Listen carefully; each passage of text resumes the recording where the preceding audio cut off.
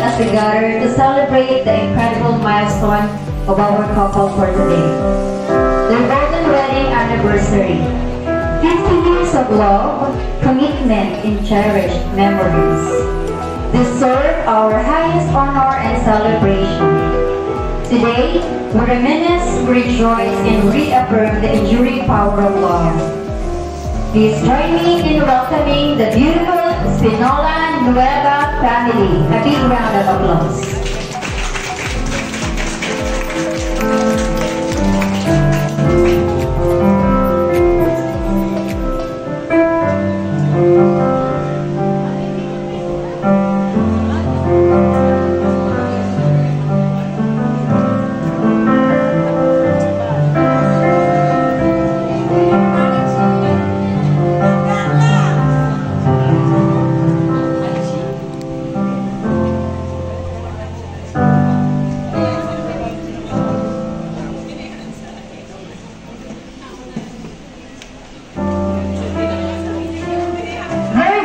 Began with a promise that has endured through every season of life, through joys and challenges, laughter and tears. We not only honor their commitment to each other, so celebrate the countless lives they have touched. With their loving kindness, ladies and gentlemen, our loving couple, Mr. and Mrs. and Linda Nueva, with the grandchildren. When I'm lying in my bed, how I cry. Alag na alag po si Mami. Still kicking. My eyes are like bleaching on a rainy day.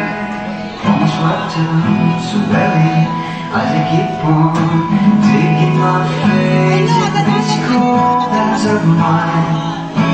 Heaven knows how bitter I am. Is this angel that's flown away, leaving me drunk in misery? I should have cleared her ways and made her mine eternity. Now this angel has flown away. Thought I was trying to set her free. Did what I did. So to our couple, nakita naman natin very lively pa si Mother. And teary-eyed si Father. So parang hindi naman ako anak ng parang gusto ko din maiyak.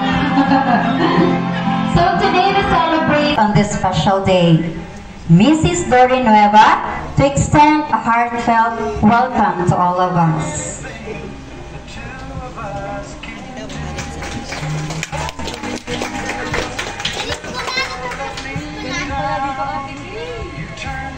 A blessed love that stood the test of time.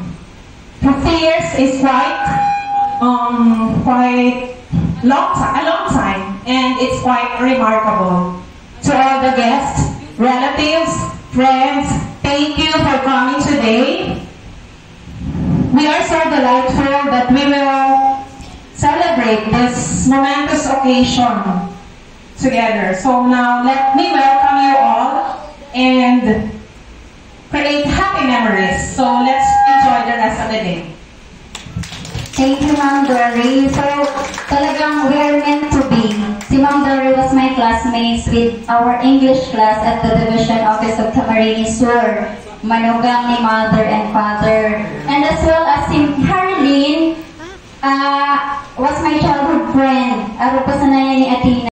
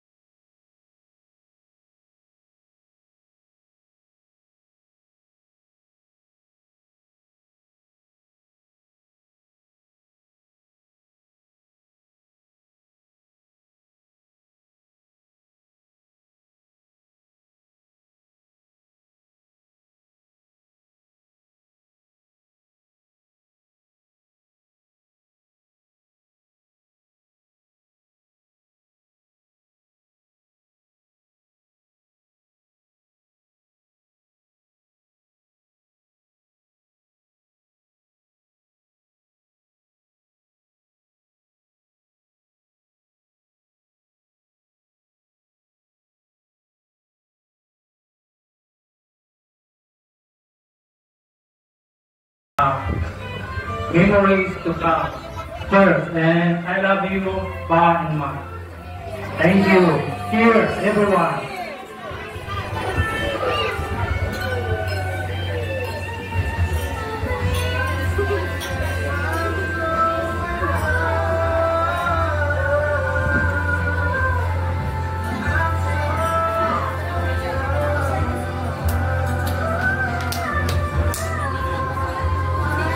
Okay, so this time we will have the cutting of the cake. Ang anak kong pagkaon, ikaw nag-opisina, ikaw nagdala ka patong tama kay Dili. Saka din na ako makain ko nila, kasama naman. At ko lumagin ko din, nakulong sa kapiso. Ang kulong sa nakulong, gigong kurang nasa Korea. Kaya nagpupular kami, anibersary naman. Di kami nakakasika ako. Di ka kulong na magbumuod, nagbulbisara sila. Na ngayon mo ang daman ng mukha mo. Pintahan na kung mag-hindi lang. Kapuro na ba? Sigari ngayon mo. Namang ngayon na kayo naman. Nakaabot ka mo sa sigwitang ila. Na kami puro nyo na pahagal. Puro kami nakadong na. Pero namumuya kami. Ang maski masakit, kapit silang magagawa. Tinawang kami sa bendisyon na na dapat lang na malagong magsugal pagsipuktura ka putakan pag-ila sa bayi. Kasi agong bitas kami, may agong pro kami baloy na muna ka gala kay maestara.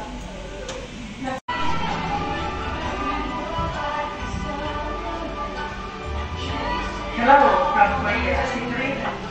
Noiba. Kinimana sa kani Papa. Ngayon ato pa ninyo namin sito sa mga bisita.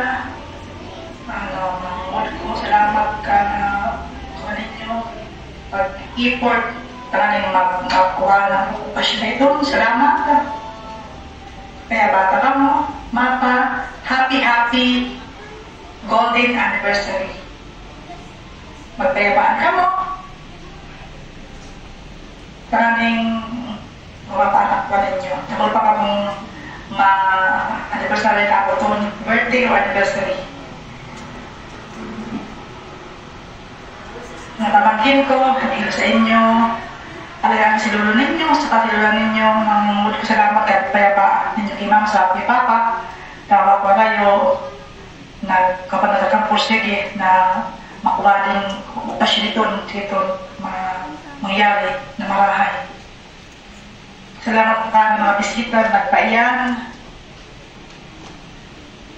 Pasensya na po ako, hindi ako makauli. Pero nakabaman ako, naka-golden man ako. Dalawa di ako makauli. Again, enjoy kakana yung ulan. Espesyally para kaninyo. Kinibudi na mo para kaninyo. Diba? Kaya enjoy ninyo. Enjoy nyo din ang tuwali.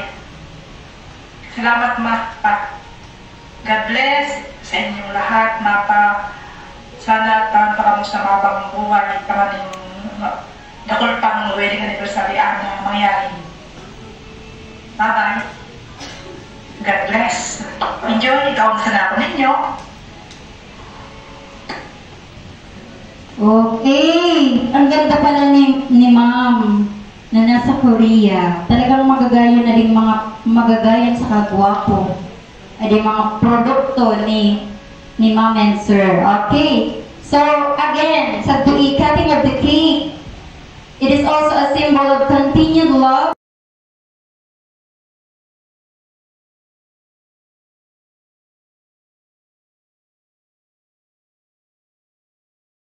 Secret lang. Kaya lang kinadhana ka panahon na sila po nung magkagustuhan sa ako po sila common friend. Namo po nag-ipo sa paagi na si Mama pinagisto kay Papa ko. Siguro si Mama ko kapanahonan medyo maapilma, iba ang karisma. Nabayan ni Papa, ang nangyayari sa babaeng inaanak ko uban ng panahon. Kaya sa dating girlfriend niya, medyo nagbago sa isip, nakaiyan sa tubato sa puso ni Papa. Sabi ni Papa, si mama mo kaya ngayon ko, iya nga yan sa babaeng parang seryoso sa buhay.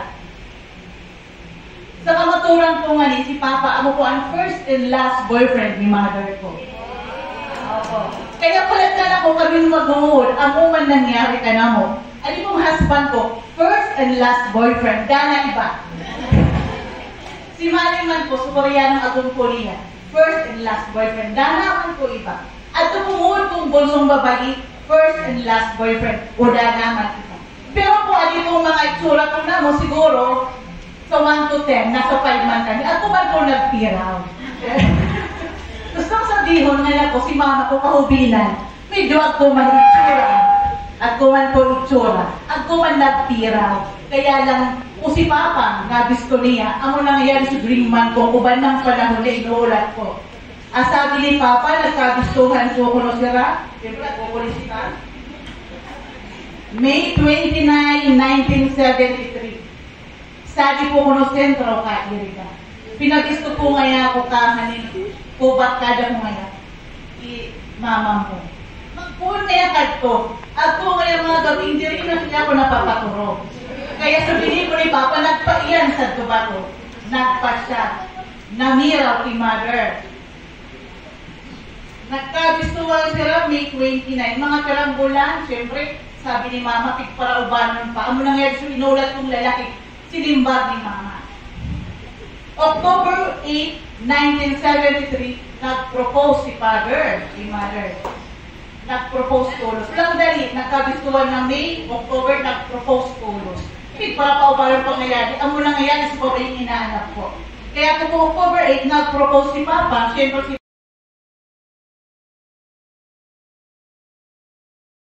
laging hadlang di Papa ko. Patuloy pa po talaga ito sa eskwela ko ni Papa. Emotional po.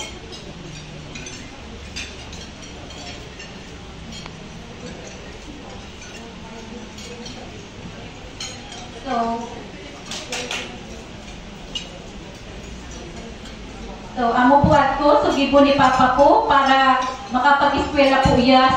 Susunodin po talaga niya sa train. Kasi po, para makatipid naman po sa pamasahe.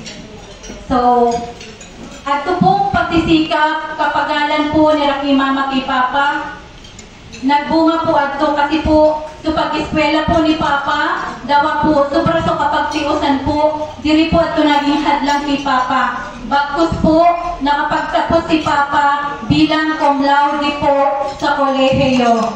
So, yun po. Sa April 30 po. So, April 30 po, nagtapos siya, April 13, 1981, ng cum laude po. So, pagkatapos po ni Papa na